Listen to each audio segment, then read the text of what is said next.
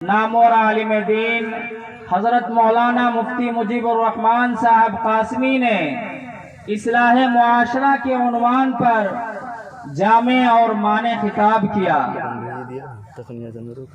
आज जिस उन्वान के तहत यहाँ पर हम लोगों को बुलाया गया है, दावत दिया गया है, ये कोई मामूली उन्वान नहीं है। ये वो उन्वान है कि जिसमें हम सब की दीन और दुनिया की भलाई है। आप ये ना सोचें कि आज के इस जलसे में सिर्फ और सिर्फ हमारे दीन के लिए यहाँ पर फिक्र हो रही है। असल चीज तो ये है कि हम उन्वान को समझें। आज हमारे मुआशरे के अंदर सबसे पहले तो इस बात को समझे कि मुआशरा किस चिड़िए का और किस परिंदे का नाम है। मुआशरा किसको कहते हैं? मुआशरा चंद अफराद के, चंद लोगों के मजमुए को कहा जाता है। आपका घर है, आपके घर के अंदर आप हैं, आपकी औलाद हैं, आपकी माँ है, आपकी बहन है, बेटियां हैं, जितने भी अफराद हैं वो तमाम अफरादों का एक मुआशरा हुआ। वो लोग आपस में मुआशरा कहलाएंगे। यानी जहां पर चंद लोग मिलजुल कर रहते हो उनको मुआशरा कहा जाता है। आपने जब मुआशरे को समझ लिया तो आज के इस जलसे का जो उन्वान है इस्लाह मुआशरा, ये वो उन्वान है कि इस उन्वान पर काम करने के लिए और इस उन्वान के तहत लोगों की इस्लाह के लिए, मुआशरे की इस्लाह के लिए शुरू से अब तक बेशुमार कोशिशें वक्फा दर वक्फा की जाती रही है। हमेशा हम लोग जब जुमा के दिन मस्जिद में हाजिर होते हैं तो वहां पर भी जो बातें होती हैं वो मुआशरे के इस्लाह के लिए होती है। या फिर दीनी जलसों का इनेकाद किया जाता है, तबलीगी इज्तिमा का इनेकाद किया जाता है, तो उनका मकसद यही होता है कि हमारा मुआशरा, हमारा समाज, हमारा गांव, हमारी बस्ती, बल्कि इस दुनिया के ऊपर रहने वाले जितने भी इंसान हैं वो सारे इंसान किस तरह से सीधे रास्ते पर आ जाएं और सीधे रास्ते पर चलने वाले बन जाएं। और सबसे बड़ी बात यह है कि हम इस दुनिया के अंदर एक अच्छा इंसान बनकर जिंदगी गुजारें। सबसे पहले हमें एक अच्छा इंसान बनना होगा। आप मुआशरे के अंदर एक अच्छा इंसान कैसे बन सकते हैं? किन कामों को हमको सबसे पहले अपनी जात की इस्लाह की फिक्र करनी है, जिसके लिए मैंने कुरान करीम की एक आयत को तिलावत किया था।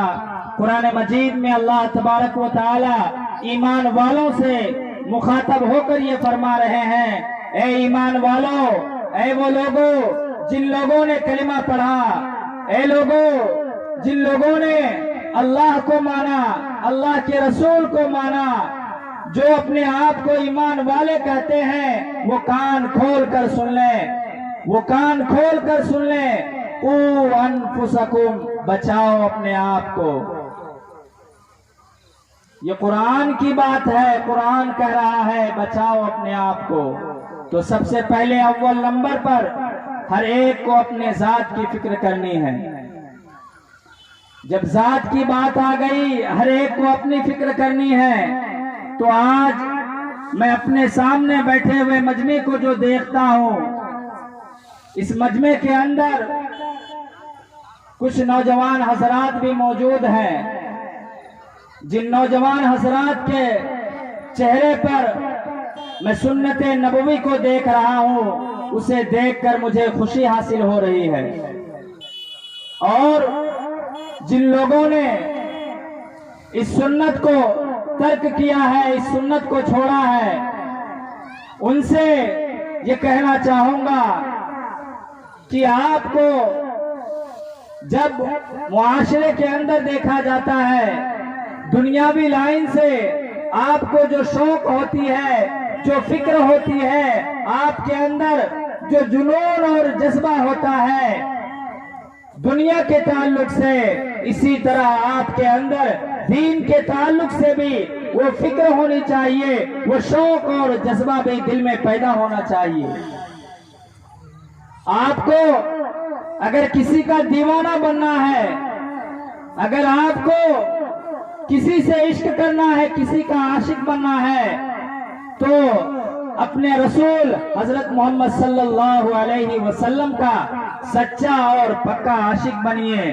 और उनसे इश्क का तकाजा ये है कि सबसे पहले अपने चेहरे मुबारक को, अपने चेहरे अनवर को सुन्नत नबवी से पुर कीजिए, यानी दाढ़ी को रखिए।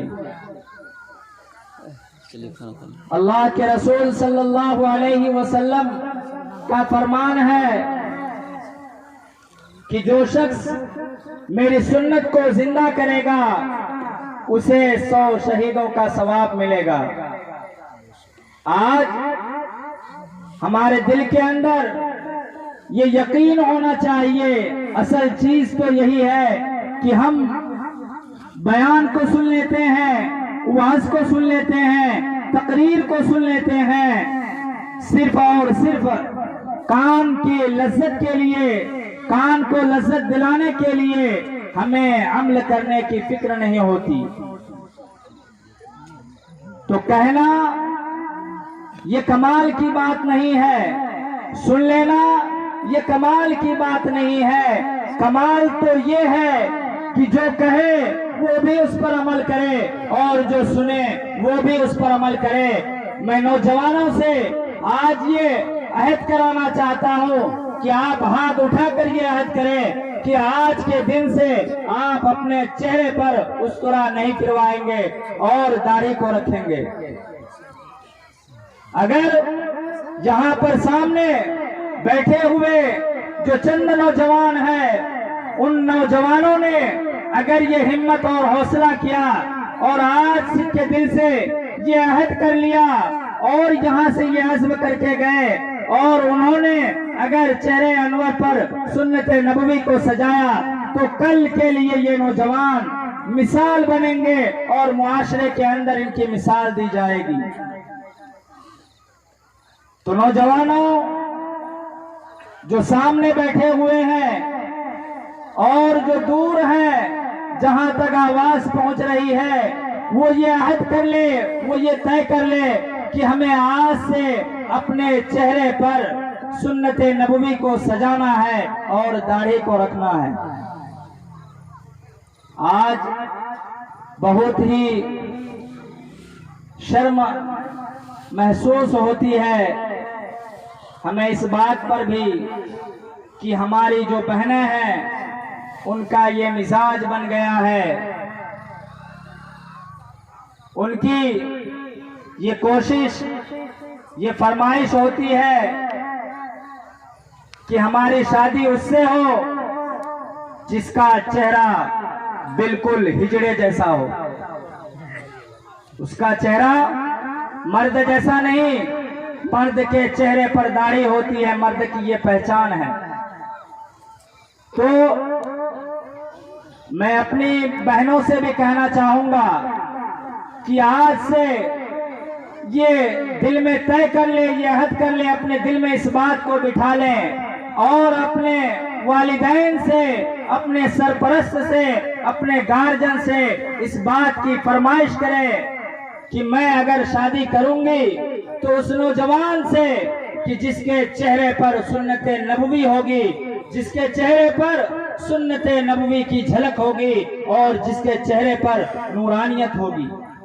ये नूरानियत उस्कुरा फिरा लेने से और दाढ़ी जैसी असीमुशान सुन्नत को हटा लेने से वो चेहरे पर नूरानियत नहीं आएगी। जो नूरानियत सुन्नत नबवी को अपने चेहरे पर सजाकर और 5 वक्त अल्लाह के घर में जाकर अल्लाह के सामने सजदा करने से आएगी।